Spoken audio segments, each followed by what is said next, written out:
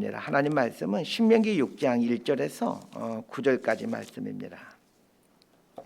신명기 6장 1절에서 9절까지 말씀입니다.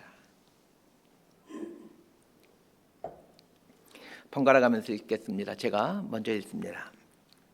이는 곧 너희의 하나님 여호와께서 너희에게 가르치라고 명하신 명령과 규례와 법도라. 너희가 건너가서 차지할 땅에서 행할 것이니 곧 너와 내 아들과 내 손자들이 평생에 내 하나님 여호와를 경외하며 내가 너희에게 명한 그 모든 규례와 명령을 지키게 하기 위한 것이며 또 내 나를 장구하게 하기 위한 것이라. 이스라엘아 듣고 삼가 그것을 행하라. 그리하면 내가 복을 받고 내 조상들의 하나님 여호와께서 내게 허락하신 같이 젖과 꿀이 흐르는 땅에서 내가 크게 번성하리라. 이스라엘아 들으라. 우리 하나님 여호와는 오직 유일한 여호와이시니 너는 마음을 다하고 뜻을 다하고 힘을 다하여 내 하나님 여호와를 사랑하라. 오늘 내가 내게 명하는 이 말씀을 너는 마음에 새기고 내 자녀에게 부지런히 가르치며 집에 앉았을 때에든지 길에 갈 때에든지 누워 있을 때에든지 일어날 때에든지 이 말씀을 강론할 것이며 너는 또 그것을 내 손목에 매어 기호를 삼으며 내 미간에 붙여 표로 삼고 9절 함께 읽습니다. 또 내 집 문설주와 바깥문에 기록할지니라. 아멘. 기도하고 말씀 선포합니다. 하나님, 거룩한 주일 주셔서 하나님 앞에 설 수 있는 은혜를 주시니 감사드립니다. 오늘 말씀을 통하여 또 하나님의 음성을 듣게 하여 주시고 하나님의 그 마음들 알아가고 또 헤아려가는 귀한 시간 될 수 있도록 은혜를 내려 주옵소서. 예수님 이름으로 기도드리옵나이다. 아멘. 잘 믿지 않으시겠지만 제가 소시적에는 제법 인기가 많았습니다. 지금은 이제 새파랗게 찌들 얼굴에 주름도 생기고 배도 이렇게 나와서 조금 흘만한 외모는 아니지만 소시적에는 꽤 괜찮았습니다. 공부도 꽤 잘했습니다. 여학생들로부터 고백 편지도 제법 받았습니다. 초등학교 5학년 때인지 6학년 때인지 정확히는 기억나지 않는데 제 가방에 한 여학생이 보낸 편지가 들어 있었습니다. 초등학교 5학년, 6학년 여학생이 남학생에게 편지를 보냈다라면 무슨 내용의 편지겠습니까? 요즘 아이들 표현으로 하면 이런 걸 고백한다고 하는데 고백 편지입니다. 좋아한다라는 연애 편지이죠. 이 학생이 보낸 고백 편지를 보고 기분이 좋았을까요, 나빴을까요? 화가 치밀어 올랐습니다. 예상했던 대로 편지 내용은 좋아한다, 사귀자, 이런 내용의 편지였습니다. 그런데 왜 화가 났을까요? 좋아한다, 사귀자 이런 내용의 편지인데 편지 여기저기서 맞춤법이 틀렸습니다. 초등학교 저학년도 아니고 고학년인데 그것도 고백 편지이면 생각하면서 썼을 편지일 텐데 한두 군데도 아니고 몇 군데나 맞춤법이 틀렸습니다. 이 학생은 공부를 잘 못하는 학생이었습니다. 반에서 거의 끝자락에 있는 그런 학생이었습니다. 제가 공부 못한 학생을 싫어했습니다. 정확히 말하면 상대하지 않았습니다. 지금은 어른도 되었고 또 목사가 되어 이런 걸로 사람을 평가하지는 않지만 어릴 때는 인격도 성숙하지 못하고 또 하나님도 믿고 있지 않으니 그럴 수밖에 없죠. 고백 편지를 받고 왜 화가 났을까? 화가 난 진짜 이유가 무엇일까를 고민해 보다가 어렵지 않게 알 수 있었습니다. 공부도 못하는 주제에 나에게 고백을 해? 나에게 고백하려면 최소한 공부는 잘해야 되는 거 아니야? 이런 마음이 있었기에 편지를 받고 화가 났던 것입니다. 어릴 적 저에게는 모든 것의 기준이 공부였습니다. 공부를 잘하면 나랑 어울릴 수 있고 공부를 못하면 열등한 사람이기에 나와 어울릴 수 없다라고 생각했습니다. 참으로 어리석은 생각이죠. 그런데 나이가 어리기 때문에 이런 어리석은 생각을 갖고 있던 것일까요? 어른이 되면 사람을 평가하는 기준이 달라지기는 합니다. 돈이 많냐 적냐, 지위가 높냐 낮냐, 외모가 아름답냐 추하냐, 학벌이 높냐 낮냐 이런 걸로 사람을 평가합니다. 그러고 보면 판단의 기준이 살짝 달라진 것뿐이지 건강치 못한 기준을 갖고 사람을 판단하고 있다는 것은 아이나 어른이나 별 차이가 없습니다. 주일 설교를 준비하기에 화요일에 오늘 본문 말씀을 읽고 난 후 설교문을 작성하기까지 며칠 동안 하나님께 반복해서 물었던 질문이 있습니다. 운전하면서도 집에 소파에 앉아 있으면서도 이 질문을 했습니다. 오늘 본문에 보면 마음을 다하고 뜻을 다하고 힘을 다하여 내 하나님 여호와를 사랑하라 이렇게 나와 있는데, 그리고 이 구절이 이 문단의 핵심인 것 같은데, 이 말씀 앞에서 생겼던 질문은 하나님을 왜 사랑해야 됩니까? 라는 질문입니다. 마음을 다하고 힘을 다하고 뜻을 다하여 내 하나님 여호와를 사랑하라 라는 말씀 앞에서 아멘 이렇게 해야 되는데 하나님을 왜 사랑해야 됩니까? 라는 질문이 생긴 것입니다. 하나님은 왜 우리에게 당신을 사랑하라고 말씀하신 것일까요? 오늘 설교는 하나님은 왜 우리에게 마음을 다하고 뜻을 다하고 힘을 다하여 당신을 사랑하라고 하신 것일까? 라는 질문에 대한 답입니다. 늘 그렇지만 저의 설교는 서두에 나오는 예화의 핵심이 숨겨져 있습니다. 하나님은 왜 당신을 마음을 다해 뜻을 다해 힘을 다해 사랑하라고 하신 것일까? 이 질문에 대한 답은 위에서 해드린 그 맞춤법 뜰린 고백 편지를 보낸 그 한 여학생의 이야기에 있습니다. 오늘 본문은 이스라엘 백성들의 구약 성경 말씀 중에서 가장 중요하게 여기는 말씀입니다. 신명기 6장 4절부터 9절까지 말씀을 쉐마라고 부릅니다. 쉐마라는 말은 히브리어로 들으라라는 뜻입니다. 이스라엘에서는 아이가 태어나면 말을 하기 전부터 부모는 신명기 6장 4절부터 9절 말씀을 매일 읽어줍니다. 엄마, 아빠라는 말보다 더 먼저 배우는 단어가 들으라, 쉐마 라는 말입니다. 아이가 말을 하기 시작하면 부모는 아침 저녁으로 이 말씀을 읽어주고 그리고 이 구절을 암송하게 합니다. 그러니까 세마 말씀은 이스라엘 백성들에게는 귀에 딱지가 생길 정도로 각인된 말씀입니다. 우리나라 사람들이 교회에 다니기 시작하면 가장 먼저 외우는 말씀이 요한복음 3장 16절 말씀이라면, 이스라엘 사람들은 태어날 때부터 가장 먼저 외울 뿐만 아니라 하루에도 몇 번씩 암송하는 구절이 이 쉐마 말씀입니다. 암송할 뿐만 아니라 8절 말씀인 손목에 매어 기호를 삼으며 내 미간에 붙여 표를 삼고라는 말을 그대로 행하기 위해 쉐마 말씀을 담은 말씀 상자를 손목에 마치 시계처럼 달고 다니고 이마에 붙이고 다닙니다.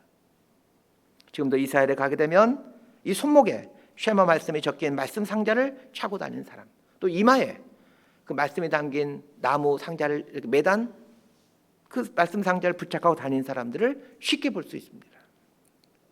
하나님은 왜 이스라엘 백성들에게 쉐마 말씀이 적힌 구절이 담긴 상자를 손목에 메고 다니고 이마에 부착하고 다니라고 했던 것일까요? 어쩌면 제가 쉐마 말씀 앞에서 가졌던 질문인 하나님을 왜 사랑해야 됩니까? 라는 질문을 하도록 하기 위함이 아닐까 생각했습니다. 쉐마 말씀을 매일 암송하고 매일 듣다 보면 제가 했던 질문을 하게 됩니다. 그래서 알게 되었습니다. 쉐마 말씀을 주신 가장 큰 목적은 하나님을 왜 사랑해야 됩니까? 라는 이 질문이 생기도록 하기 위함이라는 것을 말합니다.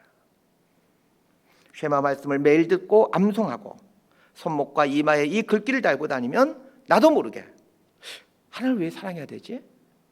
하나님을 왜 사랑해야 됩니까? 라는 이 질문이 생길 수밖에 없습니다. 전 제 자식들을 사랑하지만 한 번도 얘들아 아빠를 사랑해라 요구해 본 적이 없습니다. 물론 우리 자식들이 저를 참 사랑했으면 좋겠습니다.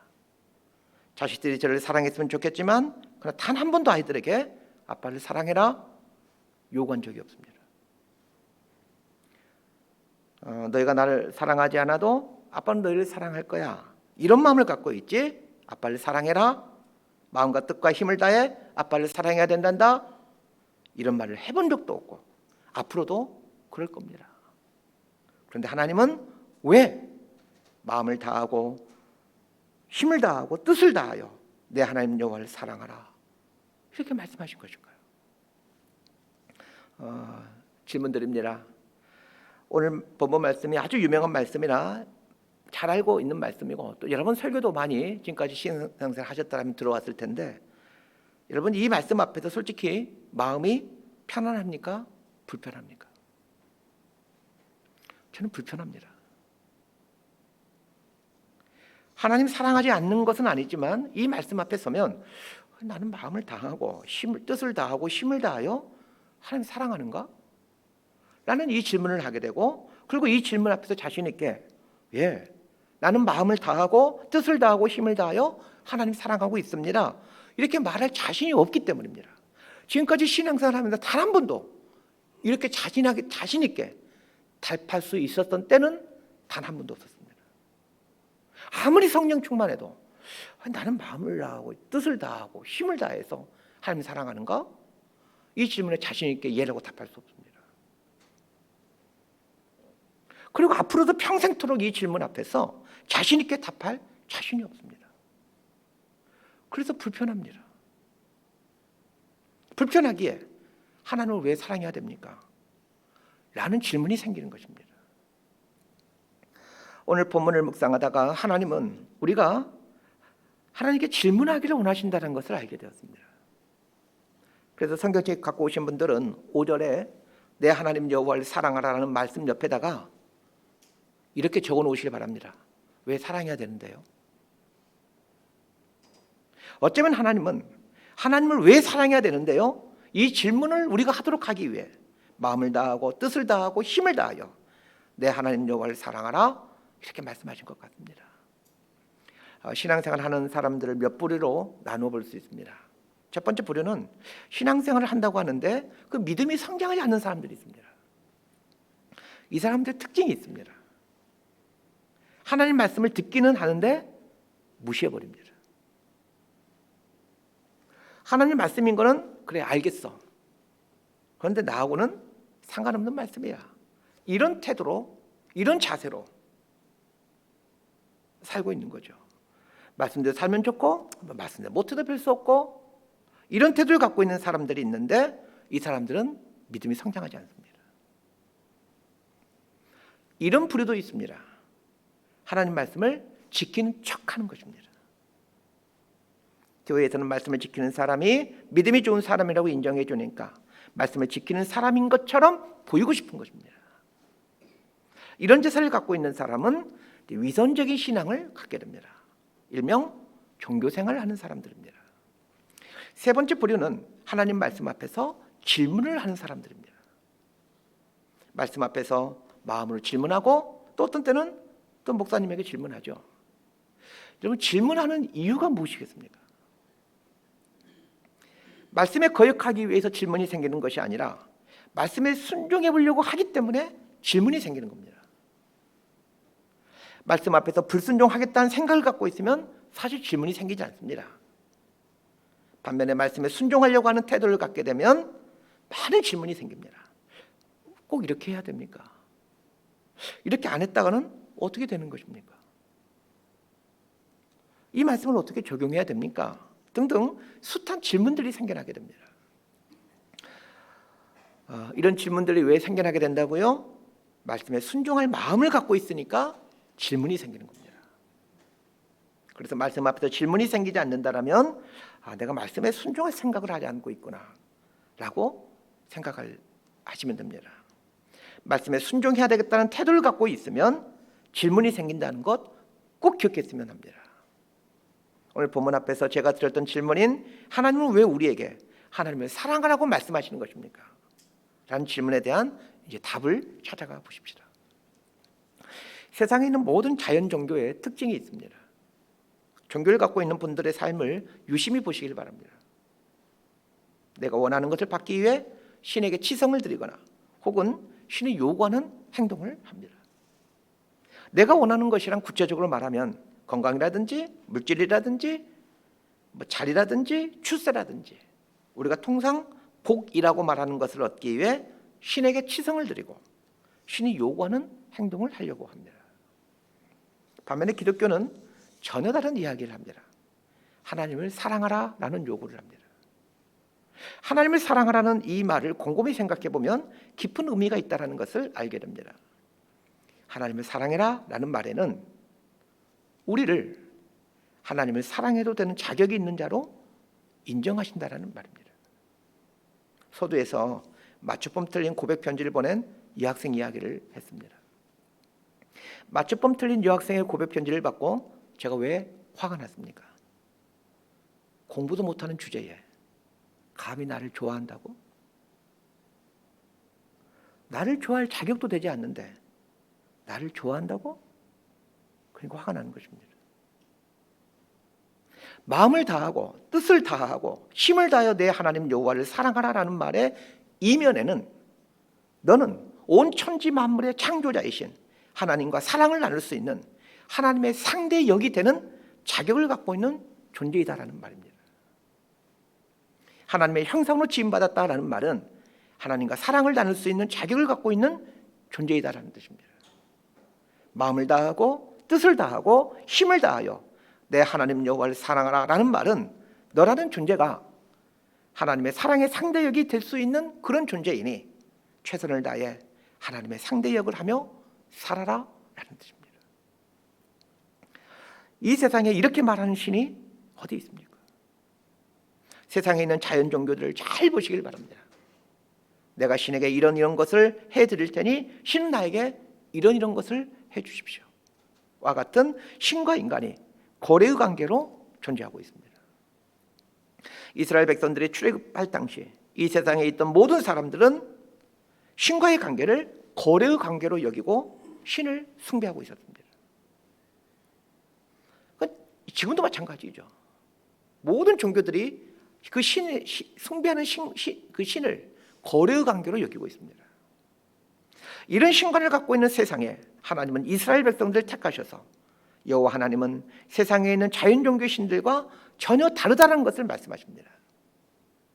거래의 관계라는 통념이 지배하는 이 세상에 하나님은 하나님과 인간이 거래의 관계가 아니라 사랑의 관계라는 것을 알려주십니다. 그래서 기독교에만 하나님을 사랑하라 라는 말씀이 있는 겁니다. 이 세상의 모든 종교에는 신의 뜻에 복종해라 라는 말만 있지 신을 사랑하라 라는 요구가 없습니다. 그런데 신과 인간의 관계를 사랑의 관계가 아닌 거래의 관계로 이해하는 이 그릇된 생각이 우리 기독교 안에 침투해 들어왔습니다. 하나님을 믿는 그리스도인들 중에도 하나님과 관계를 이 거래의 관계로 여기고 있는 분들이 많이 있습니다. 내가 이걸 해드릴 테니 하나님 나에게 이렇게 해주십시오. 부모들이 자녀를 양육하면서 절대로 하지 말아야 될 것이 있습니다. 네가 이번에 시험을 몇 점 받으면 그거 사줄 거야. 이런 거래는 자식으로 하여금 아주 큰 병폐를 낳게 합니다. 자식이 공부를 잘했으면 좋겠다라는 부모의 마음은 충분히 이해가 됩니다. 그러나 부모와 자식은 사랑의 관계인데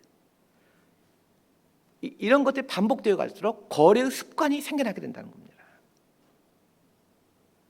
이런 습관이 맺어지게 되면 그 자녀는 하나님과의 관계에서도 거래의 관계로 인식해가기 시작합니다. 이 세상에서는 모든 것이 거래의 관계입니다. 일을 할 테니 월급을 주세요. 돈을 줄 테니 물건을 주세요. 모든 것이 거래의 관계로 작동되기에 하나님과의 관계도 거래의 관계로 인식하려는 습관이 있습니다. 이러한 태도는 사탄의 아주 교묘한 술책입니다. 문제는 사탄의 무서운 계략에 성도들이 넘어가곤 한다는 것입니다. 결국 마음을 다하고 뜻을 다하여 힘을 다하여 내 하나님 여호와를 사랑하라 라는 이 말씀에는 너는 하나님과 사랑의 관계를 맺을 수 있는 영광스러운 존재이다. 그러니 하나님과 거래의 관계를 맺지 말고 사랑의 관계를 맺고 살아라 라는 뜻입니다. 그러면 하나님을 왜 사랑해야 되는데요? 이 질문에 대한 답을 찾게 되었을 것입니다. 나라는 존재가 하나님과 사랑의 관계를 맺을 수 있는 그 영광스러운 지위와 명예를 가진 존재이구나. 이 놀라운 사실을 알려주기 위함입니다. 성경 말씀 한 구절 볼 텐데 이 구절을 보면서 하나님께서 나를 하나님의 백성으로 택한 이유와 목적이 무엇인지를 아시기를 바랍니다. 에베소서 1장 3절에서 6절까지 말씀 우리 함께 자막을 보고 읽도록 합니다. 시작.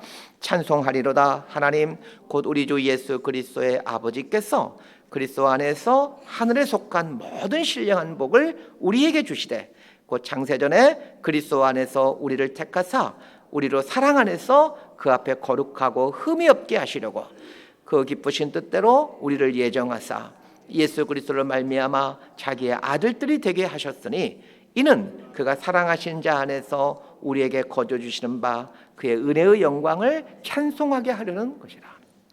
하나님께서 우리를 하나님 백성으로 택하신 목적이 뭐라고 나와 있습니까? 3절 하반절을 보면 하늘에 속한 신령한 복을 우리에게 주시되 이렇게 나와 있습니다. 하늘에 속한 신령한 복이라는 말이 아주 중요한 단어입니다. 자연 종교를 갖고 있는 사람들이 신을 섬기는 이유는 하늘에 속한 신령한 복을 받기 위함이 아니라 땅에 속한 복을 받기 위함입니다. 땅에 속한 복이라는 게 구체적으로 무엇입니까? 재물이라든지 건강이라든지 자리, 출세, 유명해지는 것, 편안해지는 것 이런 것들입니다. 이런 걸 얻기 위해 신과 거래를 합니다. 신에게 재물을 바치기도 하고 신이 요구하는 종교 의식을 행하기도 하고 신이 요구하는 도덕을 행하기도 합니다. 그러나 하나님은 우리에게 땅에 속한 복을 주기 위해 우리를 택한 것이 아닙니다. 하늘에 속한 신령한 복을 주기 위해 하나님 백성으로 택하셨습니다. 그러면 하늘에 속한 신령한 복이란 무엇입니까? 우리가 우주의 창조자이시오 주인이신 하나님과 사랑을 나눌 수 있는 자격 있는 존재라는 것을 알게 하여 하나님과 사랑의 관계를 맺어 사랑을 나누는 존귀한 존재로 이 땅을 살아가는 것입니다. 이것이 하늘에 속한 신령한 복입니다. 그러나 상당수의 기독교 신자들은 이 자연 종교를 신봉하는 사람들의 행태를 취하고 있습니다. 땅에 속한 복을 얻기 위해 신과 거래 관계를 맺듯이 땅에 속한 복을 얻기 위해 하나님과 거래 관계를 맺고 살아갑니다. 그리고 이것을 신앙이라고 생각을 합니다. 위에서 에베소 1장 3절에서 6절까지 말씀을 읽었는데 1장 4절 하반절 말씀을 보십시오. 우리로 사랑 안에서 그 앞에 거룩하고 흠이 없게 하시려고 이렇게 말하고 있습니다. 우리를 하나님 백성으로 택하신 목적이 우리로 하여금 하나님의 사랑 안에서 살아가는 존재로 삼기 위함이라고 말을 합니다. 하나님의 사랑 안에서 살아갈 때 하나님과 사랑의 관계를 맺고 살아갈 때 우리는 그제서야 거룩하고 흠이 없는 존재가 됩니다. 종교의식을 잘 지킴으로 거룩하고 흠이 없는 존재가 되는 것이 아니라 하나님의 사랑 안에서 하나님과 사랑의 관계를 맺고 살아갈 때 거룩하고 흠이 없는 존재가 됩니다. 우리가 하나님의 백성으로 선택받았는데도 이 땅 살아가는 동안 왜 이렇게 갈등이 많고 힘이 드는 것입니까? 우리가 살아가는 세상의 판단 기준이 하나님의 사랑이 아니기 때문에 그렇습니다. 이 세상은 얼마나 많이 가졌느냐, 얼마나 많이 배웠느냐, 얼마나 높이 올라갔느냐 이런 것이 판단 기준이고 또 이런 것이 중요하게 여기는 가치입니다. 이러한 것을 판단 기준으로 삼고 또 가치로 삼고 있는 이 세상에서 하나님의 사랑을 판단 기준으로 삼고 살아가려고 하니 그래서 갈등이 되고 충돌이 되는 것입니다.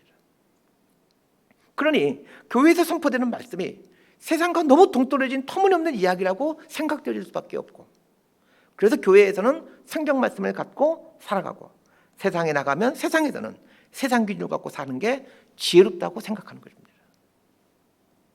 기독교 신앙은 그런 게 아닙니다.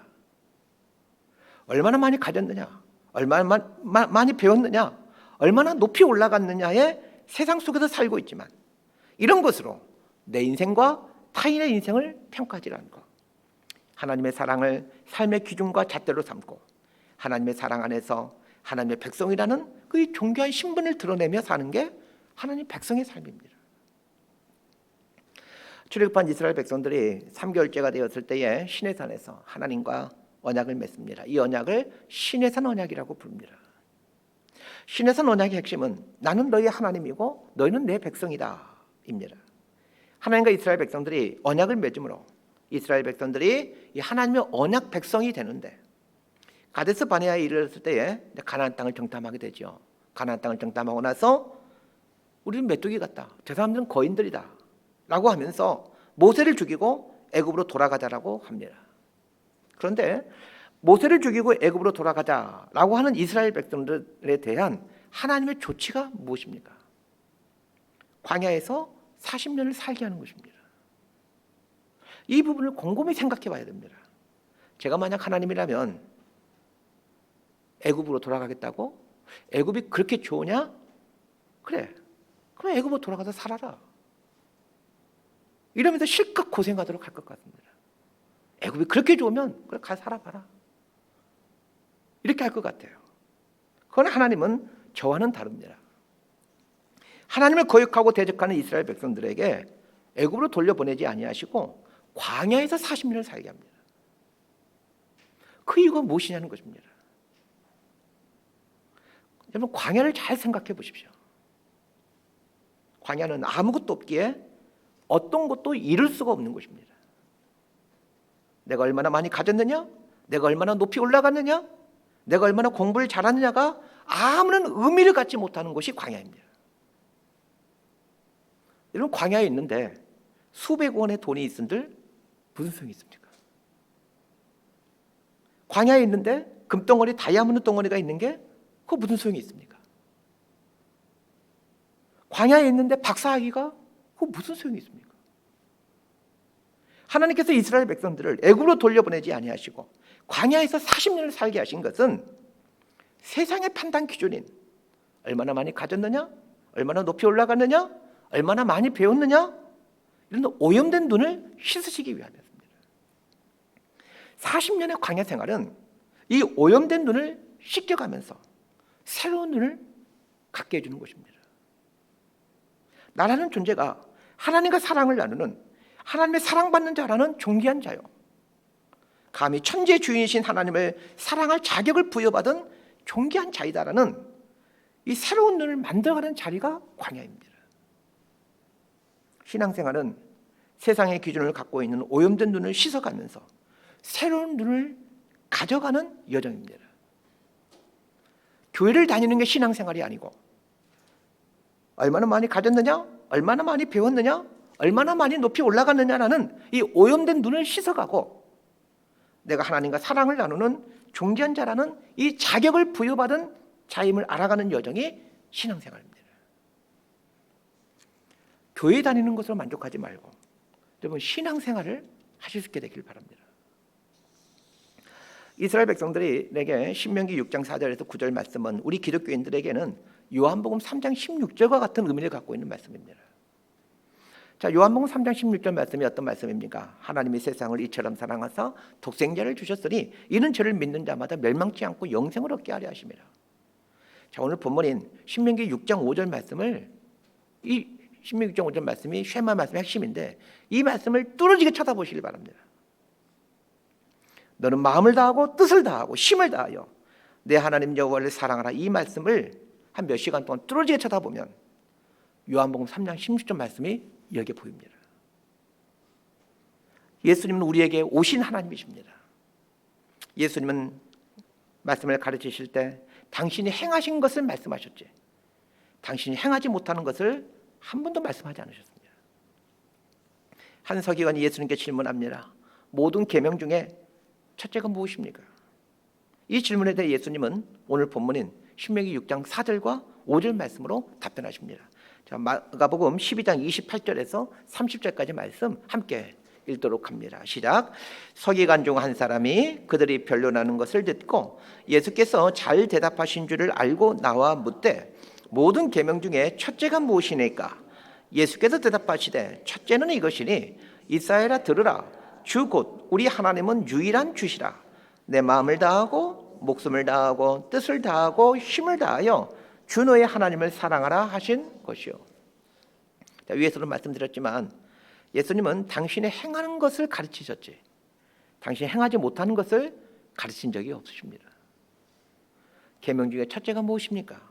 라는 질문에 대해 마음을 다하고 목숨을 다하고 뜻을 다하고 힘을 다하여 주 너의 하나님을 사랑하라 라고 이렇게 말씀하셨다라는 것은 예수님께서 마음을 다하고 목숨을 다하고 뜻을 다하고 힘을 다하여 하나님을 사랑하셨다라는 말입니다. 그런데 예수님이 누구이십니까? 이 땅에 오신 하나님의 본체이십니다. 마음을 다하고 목숨을 다하고 뜻을 다하고 힘을 다하여 우리를 사랑하신 하나님이십니다. 하나님이신 예수님이 정말로 마음을 다하고 목숨을 다하시고 뜻을 다하시고 힘을 다하여 우리를 사랑하지 않으셨습니까? 위에서 오늘 본문인 신명기 6장 5절 말씀을 보면 요한복음 3장 16절 말씀이 보인다라고 했는데 이제 그 이유를 아실 것입니다. 신명기 6장 5절인 마음을 다하고 뜻을 다하고 힘을 다하여 내 하나님 여호와를 사랑하라라는 이 말씀은 사실 우리에게 큰 부담감을 주는 말씀처럼 보였지만 사실은 하나님께서 우리를 이렇게 사랑하신다라는 말씀입니다.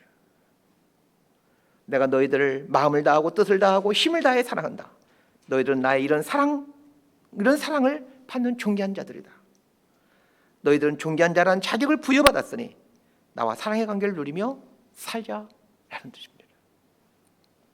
정말로 이 말씀처럼 예수님께서 마음을 다하고 뜻을 다하고 힘을 다하여 우리를 사랑하지 않으셨습니까? 그게 십자가에 달려 돌아가신 사건 아닙니까? 신명기 6장 5절 말씀인 마음을 다하고 뜻을 다하고 힘을 다하여 내 하나님 여호와를 사랑하라 라는 말씀의 뜻이 너희는 나와 사랑의 관계를 맺으며 살 수 있는 존귀한 자격을 부여받은 자들이다라는 뜻이라고 말씀드렸습니다. 이 해석을 갖고 6절 말씀을 보시길 바랍니다.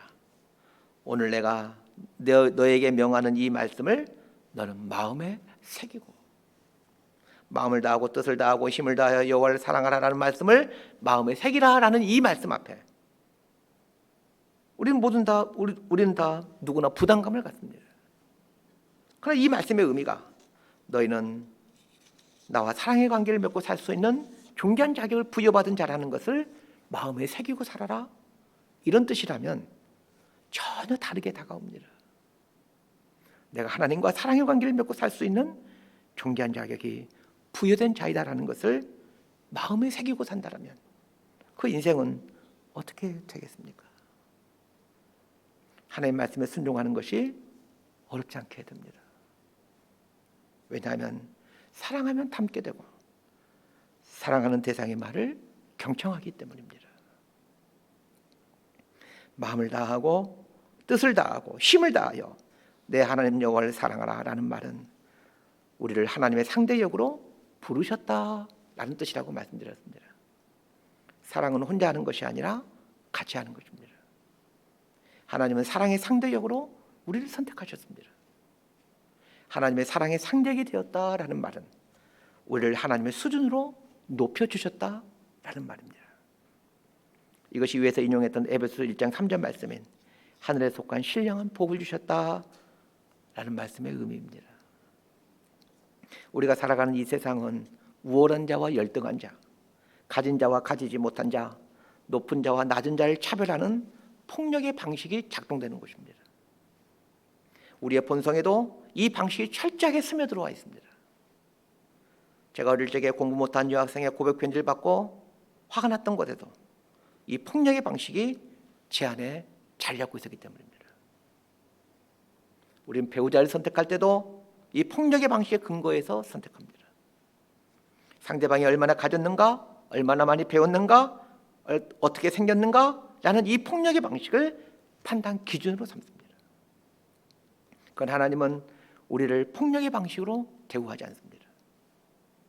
하나님의 형상을 가진 자로 대우하시고 하나님과 사랑을 주고받을 수 있는 존귀한 자로 대우하십니다. 우리는 우리가 이런 존귀한 자라는 걸 모르고 있기에 승자와 패자의 관점으로 모든 것을 판단하고 측정하며 살아갑니다.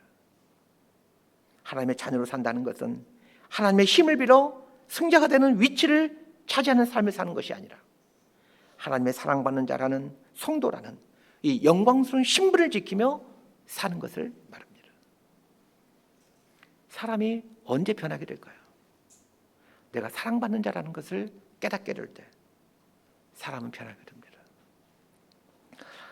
우리 교회 디자인 간사로 일하시는 자매님에 대한 이야기를 하려고 합니다. 교회에 출근해서 일하지 않고 집에서 작업을 해가지고 보내주기 때문에 아마 여러분들 얼굴은 잘 모르실 겁니다.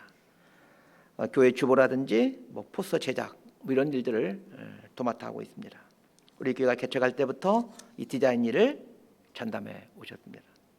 이분의 자녀가 넷인데 큰아이만 직접 이분의 낳은 아이이고 둘째부터 넷째는 모두 입양한 아이들입니다. 그런데 입양한 세 아이 모두 장애를 가지고 있습니다. 세 아이 모두 갓난아이일 때 입양을 했는데 공교롭게도 세 아이 모두가 장애가 있는 겁니다. 사실은 자기가 낳은 첫 번째 아이, 딸인데 네 아이 모두 다 장애인입니다. 직접 낳은 큰아이는 허리뼈가 너무나 휘어서 장애 진단을 받아 이 장애인 특혜로 이제 그 교사로 임용되어서 지금 교사로 일하고 있고, 둘째 아이는 자폐증이 있는 아이고, 셋째 아이는 발달장애 아이고, 넷째 아이는 지금 초등학교 3학년인데 아직까지 글씨를 읽지 못하는 난독증을 갖고 있습니다. 둘째 아이가 갓난아이 때 왔는데 그 갓난아이일 때 이 아이가 눈을 맞추지 못하더랍니다. 자폐를 갖고 있으면 그 눈을 맞추지 못한다고 한다는 것을 저도 이 아이를 통해서 알게 되었습니다. 그 둘째 아이의 생부와 생모가 그 20살 먹은 젊은 사람들인데 아무런 사랑 없이 그 인터넷에서 채팅하다 만나가지고 임신을 하게 되었고, 임신을 하다 생부가 연락을 끊어버리고 도망가 버렸습니다. 그 20살 먹은 젊은 엄마가 아이를 지우려고 가진 애를 썼는데 결국은 이 아이가 태어나고 말았습니다. 뱃속에 있을 때부터 부모로부터 어떤 사랑도 받지 못하고 가진 살해의 위협을, 그것도 부모로부터 살해의 위협을 겪다가 태 밖으로 나온 아이가 정상일 수가 없죠. 이 디자인 간사님이 이 아이를 이제 그 갓난아이일 때 입양을 했습니다. 그런데 자폐인 이 아이가 5살쯤에 정상이 되었습니다. 병원에 갔더니 이런 경우는 없다라면서 의사가 아주 깜짝 놀라더랍니다. 지금까지 자폐가 나은 경우는 없다고 합니다. 이 디자인 간사님이 목사 안수도 받고 여성이지만 교회에서 장애인 부서를 맡아서 사역하고 있는데 이분이 그 장애인들에 대해서 긍휼의 마음을 갖고 있는 분입니다. 둘째 아이인 자폐 아이가 정상이 된 것에 대한 유일한 해석은 이분이 자폐 아이를 사랑으로 품은 것밖에는 달리 해석할 방법이 없습니다. 인간의 의술로는 치료가 불가능하다는 자폐 아이도 자신이 사랑받는다는 것을 알게 되자 정상이 되었습니다. 하물며 하나님의 사랑받는 자라는 이 존귀한 신분을 가졌다는 것을 알게 되고 하나님과 사랑의 관계를 맺고 하나님을 사랑하며 살게 될 때 사람이 어찌 변하지 않겠습니까? 하나님께서 우리들에게 마음을 다하고 힘을 다하고 뜻을 다하여 여호와 하나님을 사랑하라 라고 말씀하신 이유가 여기에 있습니다. 말씀 정리합니다. 톨스토이의 작품 중에 인생 독본이라는 책이 있습니다. 300여 명의 성현과 철학자, 사상가들에게서 모은 지혜의 문장에 이제 톨스토이가 자신의 사유를 덧붙여 일기 형식으로 쓴 책입니다. 이 책을 쓰는데 무려 15년이 걸렸답니다. 이 책에서 톨스토이는 신앙과 관련하여 이런 조언을 해주고 있습니다. 사람들은 신의 가르침대로 살지 않으면서 숭배하기만 한다. 신의 가르침대로 살아라. 신실한 신앙이었던 톨스토이는 기독교 신자들이 하나님과 사랑의 관계를 맺지 못하고 거래의 관계를 맺고 살아가고 있다는 것을 간파했습니다. 하나님과 거래의 관계를 맺고 있으면 하나님을 숭배하기는 하지만 하나님 말씀대로 살지는 않습니다. 기독교 신앙은 하나님과 거래하는 것이 아니라 하나님의 사랑을 받는 자가 되어 하나님의 사랑받는 자가 되고 하나님을 사랑하며 사는 삶을 사는 것이 기독교 신앙입니다. 톨스토이의 인생 독본에는 이런 문장도 나옵니다. 더 많이 사랑할수록 더 큰 사랑을 받는다. 더 큰 사랑을 받을수록 더 쉽게 사람들을 사랑한다. 그래서 사랑은 무한하다. 하나님께서 왜 이스라엘 백성들에게 마음을 다하고 뜻을 다하고 힘을 다하여 내 하나님 여호와를 사랑하라 라고 말씀하신 것일까요? 많이 사랑할수록 더 큰 사랑을 받기 때문입니다. 더 큰 사랑을 받는다라는 말의 보다 정확한 의미는 더 큰 사랑을 깨닫게 된다, 더 큰 사랑을 경험하게 된다, 이런 뜻입니다. 신앙생활은 이렇게 하는 것입니다. 하나님은 우리를 마음을 다하고 뜻을 다하고 힘을 다하여 사랑하십니다. 그러면서 우리에게 너희도 나를 그렇게 사랑해라. 그래 우리가 서로를 그렇게 깊이 사랑하며 살자 말씀하십니다. 이것이 하늘의 신령한 복을 누리며 사는 하나님 백성의 삶입니다. 이렇게 살아간 사람은 삶이 하나님의 놀라운 선물이고 은총임을 알기에 삶을 주신 하나님을 찬양하게 됩니다. 우리의 인생이 이런 복된 인생이 되기를 진심으로 소망하고 축복합니다. 기도하겠습니다. 하나님, 마음을 다하고 뜻을 다하고 힘을 다하여 내 하나님 여호와를 사랑하라 라는 말씀이 늘 부담되는 말씀이었고 죄책감을 주는 말씀이었는데 오늘 말씀을 통해 냄새나는 나의 인생이 하나님의 사랑의 상대역으로 삼아주셨다는 뜻임을 알게 됩니다. 주어진 인생 기한 동안 하나님의 사랑받는 자로 신자의 영광스러운 신분을 지키며 살아가는 복된 인생들 되게 하여 주옵소서. 예수님 이름으로 기도드리옵나이다. 아멘.